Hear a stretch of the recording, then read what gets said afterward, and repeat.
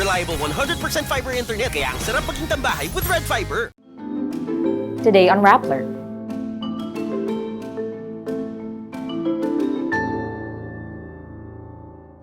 Britain and the world say goodbye to Queen Elizabeth II. Resigned Executive Secretary Vic Rodriguez is now Presidential Chief of Staff. President Marcos arrives in New York for the UN General Assembly address. He's also there on a working visit to the United States. Armed men encamped near the Masungi conservation site. A court issues an arrest warrant for comedian Vhong Navarro. Legendary band Eraserheads will hold a reunion concert. And Dennis Padilla has a lot to say to Julia Barretto on her comments about their family. Leaders and monarchs from around the world gather in London on Monday, September 19 to bid farewell to Queen Elizabeth II. Hundreds of thousands of people queue to file past the casket of Britain's longest reigning monarch at London's historic Westminster Hall during her lying-in state. The oak coffin, covered in the Royal Standard flag with imperial state crown on top, is placed on a gun carriage and pulled by naval personnel to Westminster Abbey for her funeral.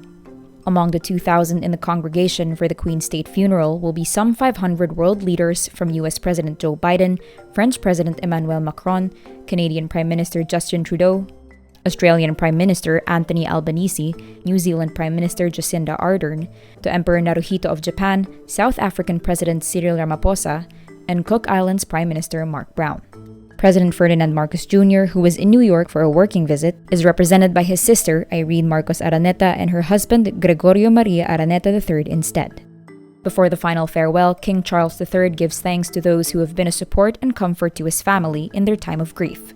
Queen Elizabeth II died on September 8 at her Scottish summer home, Balmoral Castle.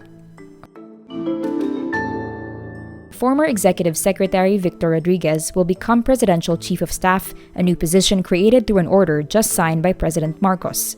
Press Secretary Trixie Cruz Angeles confirms his appointment in a separate statement released after Rodriguez announced his resignation on Saturday, September 17. Rodriguez cites the need to be present for his young family as his reason for stepping down. In a statement, Rodriguez thanked Marcos for his trust and understanding following his decision. Angeles adds Rodriguez will immediately assume the new position and will work as the head of coordination for various affairs of the Office of the President. President Ferdinand Marcos Jr. lands at the John F. Kennedy International Airport in New York on Sunday, September 18 to start a 6-day working visit to the United States. Marcos is set to participate in the 77th United Nations General Assembly and deliver his address during the general debate on Tuesday afternoon, September 20. The president says he will bring up economic recovery, food security, and agricultural productivity during his address. Marcos will also be holding bilateral meetings with other world leaders during his other days in New York City. Marcos has a contempt judgment in the US that also includes his mother, but he now enjoys diplomatic immunity as a head of state. Around 30 armed men are encamped in the vicinity of Masungi Geo Reserve in Tanay Rizal since September 3. The Conservation Foundation posted photos showing vehicles parked along Marikina Infanta Highway.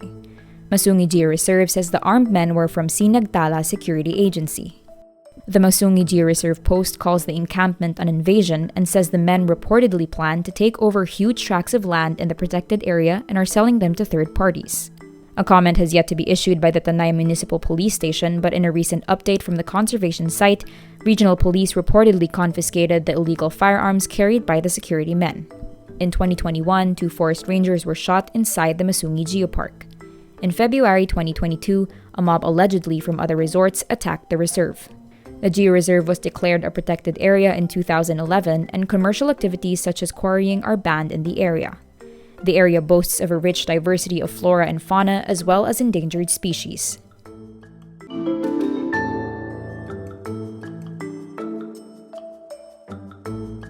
A Taguig court orders the arrest of comedian host Vhong Navarro for the acts of lasciviousness case filed by model Denise Cornejo. According to an ABS-CBN news report, Navarro's lawyer Alma Malyonga says the actor will surrender to the National Bureau of Investigation but will continue to seek reconsideration of the order. In July, the Court of Appeals reversed and set aside the Department of Justice's previous resolutions and directed the city prosecutor of Taguig City to file rape by sexual intercourse and acts of lasciviousness charges against Navarro. On January 22, 2014, Cornejo filed a case against the actor for alleged sexual assault the night of a controversial incident which left Navarro severely injured. This is not a drill. Eraserheads is finally reuniting. The announcement comes after the four members posted an image of the band's logo, a backwards E, at around the same time.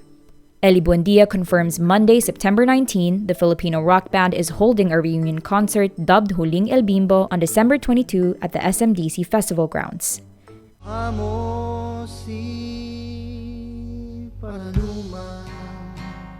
Additional details such as ticket prices and selling dates have yet to be announced. Eraserheads first came together in 1989 and is considered to be one of the most influential OPM bands. The band played together for over a decade before disbanding in 2002. Dennis Padilla cries foul over the remarks made by his daughter Julia Barretto in an interview, saying he should also be given the opportunity to air his side. In an Instagram post, the comedian laments his children only know, quote-unquote, half the truth.